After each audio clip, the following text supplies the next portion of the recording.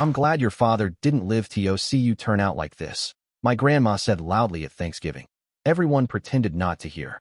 So I clinked my glass and made a toast they'll never forget. My name's Eli, I'm 28, and this story starts with a plate of mashed potatoes, cranberry sauce, and a knife to the back. Except it wasn't metal. It was a sentence. I'm glad your father didn't live to see you turn out like this. That's what my grandmother said. Loud enough for everyone at the table to hear. Loud enough that even the turkey seemed to pause mid-slice.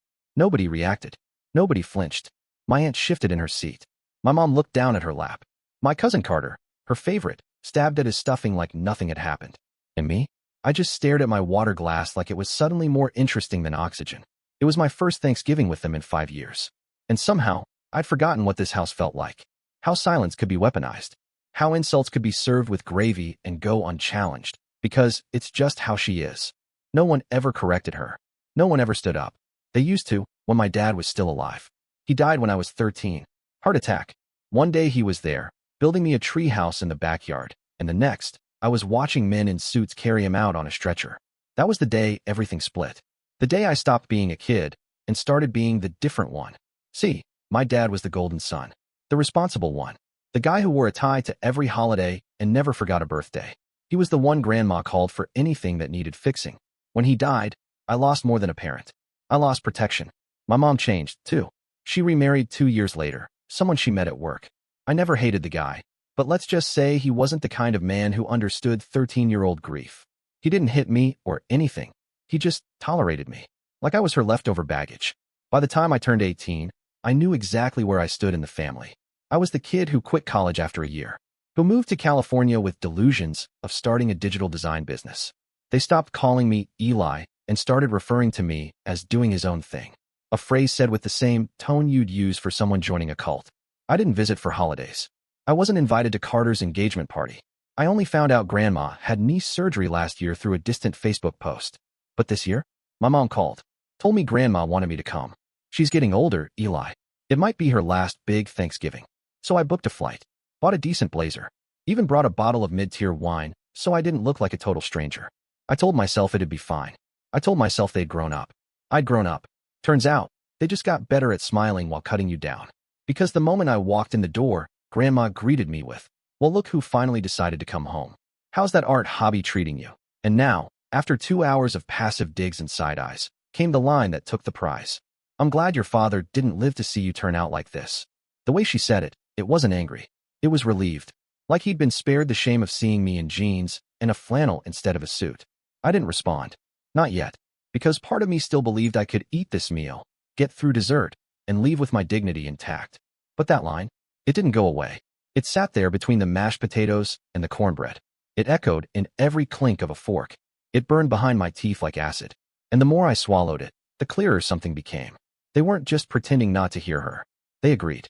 I sat there, silently chewing through green beans and generational resentment, while Carter bragged about his new promotion at Baxter & Rowe. Senior financial analyst now, he said, tapping his Rolex like it was some sort of family crest. Office has a window. Finally, Aunt Lisa beamed like she was the one promoted. Grandma offered her signature hum of approval. That's what a career looks like, she said, with just enough pause between career and looks like to make the insult hit its target. It was always Carter. He was the one who stayed on the path. Straight A's, corporate internship, MBA.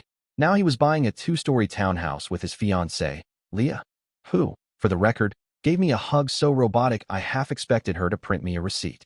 You'd think we grew up in completely different houses. But we didn't. Carter and I shared bunk beds at Grandma's every summer. We played the same backyard baseball games. My dad used to take both of us to the arcade every Saturday. The only difference? Carter grew into the mold they had waiting for him. I didn't. When I dropped out of college at 20, they treated it like a scandal. Never mind that I left because I was offered a freelance gig with a growing indie game studio that needed UI and visual designers. Never mind that I doubled my rates within 6 months.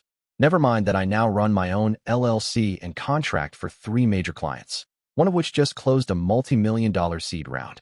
None of that mattered. Because I didn't wear a lanyard. Because I didn't have a LinkedIn banner photo with a skyline in the background.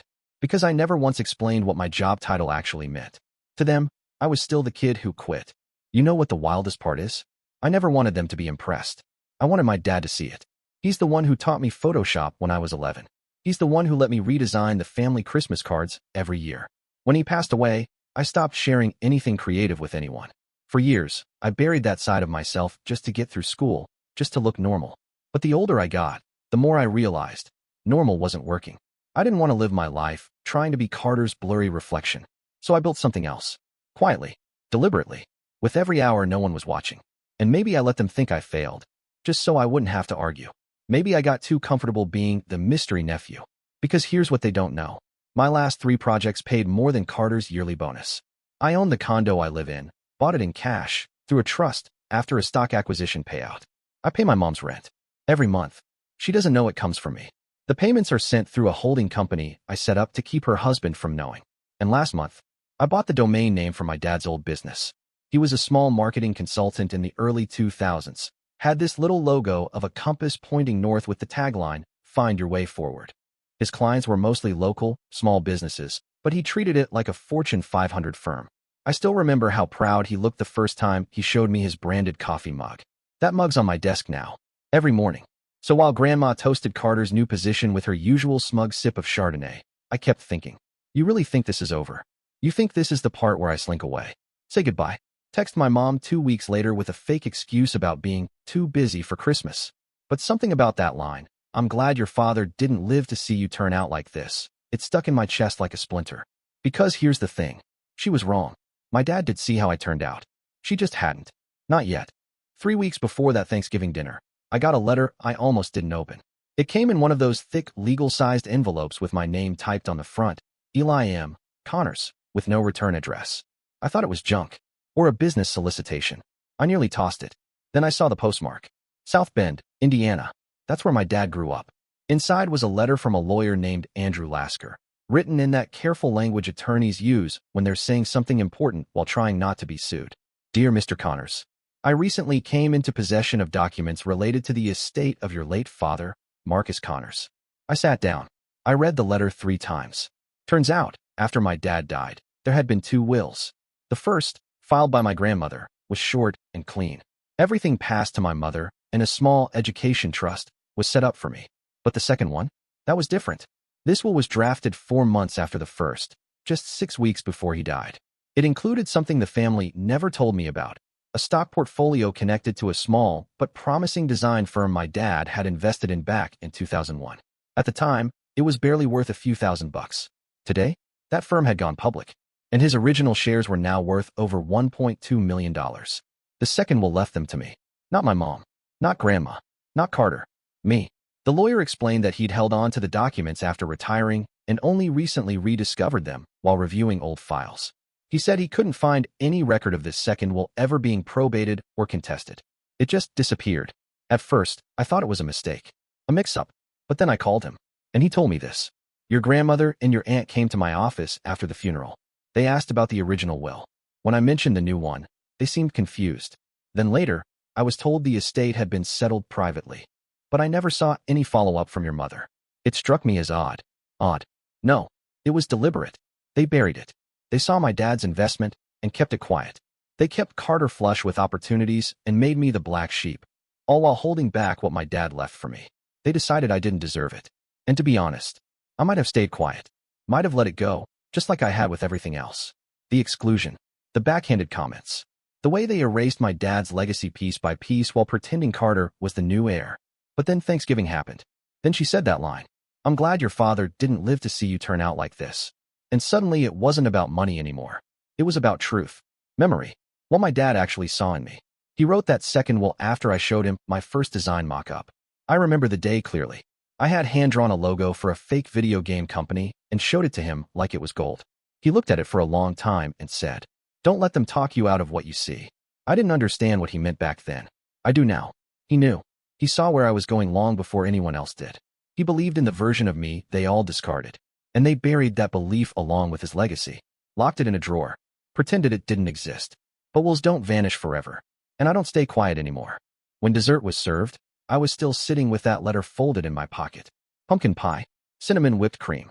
Laughter that sounded just a little too forced. They'd all gone back to pretending. Back to their safe little script. Even Grandma, who'd just humiliated me in front of everyone, was humming as she scooped vanilla ice cream onto her plate like she hadn't detonated a verbal grenade 15 minutes earlier. But I wasn't pretending anymore. I waited until the plates were halfway cleared, until the wine had lowered everyone's guard, until Carter started talking about portfolio expansion. Then I reached for my glass, clinked it with the side of my fork, once, lightly. They all turned toward me, a dozen heads swiveling in unison, surprised that the disappointment, the dropout, the cautionary tale, had something to say. I smiled. I just wanted to make a quick toast, I said. Since it's been a while, and I was finally invited back. A ripple of nervous laughter. My aunt looked at my mom, who was frozen halfway through a sip of wine. This has been illuminating, I continued. Really, it's good to know some things never change. Carter rolled his eyes. Grandma didn't even bother to look up. I took a breath. Grandma, I wanted to thank you for what you said earlier about Dad. Now she looked up.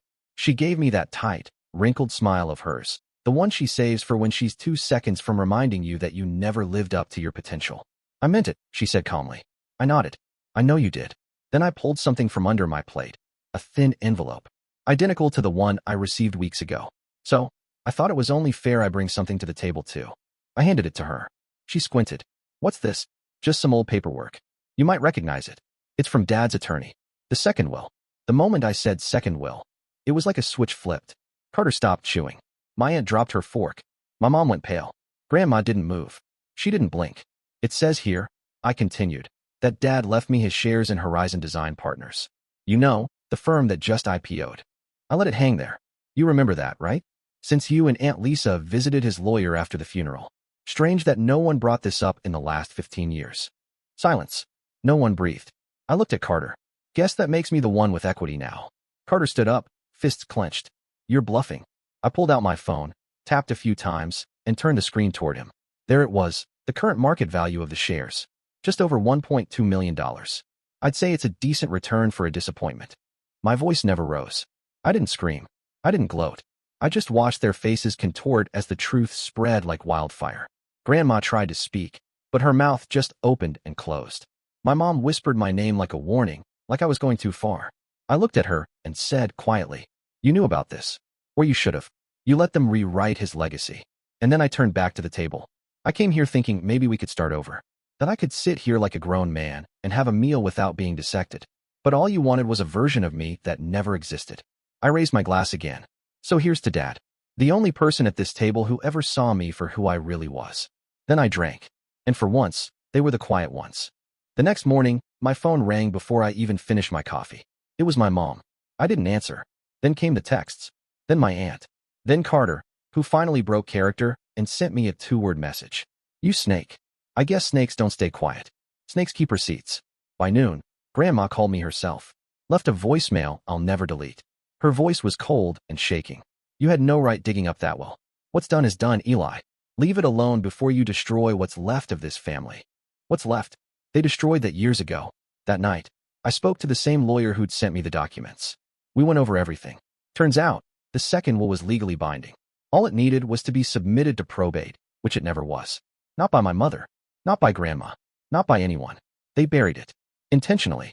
I filed the motion. Carter's side of the family tried to delay it, to argue that it was discovered too late, or lacked a formal update. But the signatures were valid. The dates checked out. The judge moved it forward. That's when things got messy. Emails surfaced, sent between my aunt and Grandma to a former financial advisor, asking about reallocating assets after my dad's death. One of those emails referred to minimizing the visibility of any disputed claims. And just like that, their wall of silence cracked wide open. But here's where it gets darker. In one of my dad's old email backups, sent to his attorney 3 weeks before his death, he wrote this. If anything happens to me suddenly, please make sure Eli receives the stock file. My mother and sister mean well, but they see Carter as the legacy. I need someone to make sure Eli gets what's his. That was the second twist. He knew. He saw this coming. He saw how they'd try to rewrite the story, and he tried to stop it. He made arrangements. He left clues. The only thing that failed him was timing. He died before his lawyer could submit the second will, and they used that window to rewrite history. They gave Carter everything. The praise, the attention, the label of future of the family. And I became the scapegoat, the one who lost his way. The whole time, I was carrying my dad's actual vision. He didn't leave me that stock as charity. He left it because he believed in me, because I was the one who reminded him of himself. But that belief got stuffed in a drawer. Until now. A few weeks after the court ruled in my favor, Carter lost his job. His company had been watching the headlines and didn't love being associated with someone at the center of a family estate fraud case. My aunt tried to sue me for defamation. It didn't go anywhere. And Grandma? She stopped calling. I heard from a cousin that she wasn't speaking to liars. Which is funny, because I never told a lie. I just told the truth louder than she was ready to hear. One night, my mom showed up at my apartment unannounced. I hadn't seen her since Thanksgiving. She stood in my doorway for a full minute before saying anything. I didn't know about the second will, she whispered. Not really. They said your dad left a mess. I trusted them to handle it. I was in shock. I believe part of that. Not all of it. You didn't want to see it, I told her. Because it was easier to let me be the disappointment than admit they lied. She nodded. We didn't cry. We didn't hug. She just said, I wish I had protected you. And I said, so do I. She left soon after. We haven't spoken much since. A year later, I still haven't been to another family holiday. Christmas came and went. I spent it in my apartment, cooking for friends, watching old home videos my dad used to make. Those ones where the camera shakes because he laughed too hard at his own jokes. My cousin sent a group email trying to reconnect everyone. No one responded. Carter's still in litigation over some workplace issue. His LinkedIn profile quietly vanished a few months ago. Aunt Lisa blocked me. And Grandma? She finally sent me a letter. Handwritten. 8 pages. It started formal, then got more emotional. At the end, she wrote, I don't expect you to forgive me. I just want you to know, I really did think I was protecting the family. Maybe I didn't understand you. Maybe I didn't try. But Marcus would be proud of you. I see that now. She included an invitation. Thanksgiving, again. Same house. Same table. Same chairs. She even offered to make my favorite, cornbread with honey butter. Said she'd seat me at the head of the table. I never wrote back. Instead, I sent her a small package. Inside was a framed photo of me and my dad, the last one we ever took. I was 12. He had his arm around me at a science fair. I had braces. He had that ridiculous mustache he refused to shave. Taped to the back of the frame was a note. 12 words. I'm glad he didn't live to see you turn out like this. Her words. Returned. Not shouted. Not screamed. Not posted online. Just delivered. Because by then, I didn't need her to understand. I had already built something better. I used a portion of my inheritance to buy full ownership of my dad's old business name. Find Your Way Forward. I redesigned the logo, rebuilt the site, and turned it into a nonprofit that helps underfunded high school art students learn digital design. We offer free online courses, portfolio workshops, scholarships for students with no support at home. The first scholarship I awarded went to a kid who reminded me of me. Quiet, smart, never quite on track, but burning with creativity. When he thanked me, I told him, don't let them talk you out of what you see. My dad's words. Still alive. You know what they never understood? Success isn't loud. It's not always sitting at the head of a table, showing off watches and bonuses and job titles. Sometimes success looks like peace, like standing in your own truth and not needing their applause anymore. I don't need Carter's approval or Grandma's legacy. I have my own. I have my name. I have my work. And every time someone says, you really made something out of nothing, I just smile, because they don't know the half of it. They don't know what it's like to be erased and then come back stronger, quieter, sharper. They don't know what it's like to sit through Thanksgiving dinner and realize no one there ever saw you as whole. But my dad did. He saw the mess, the confusion, the stubbornness, the difference. And he said, don't let them talk you out of what you see. So I didn't. And now, neither will anyone else. And that's the story. If you're still here, that means you're one of us. So go ahead, hit that subscribe button. I drop new chaos every single day. And trust me, tomorrow's story, it's even worse than this one.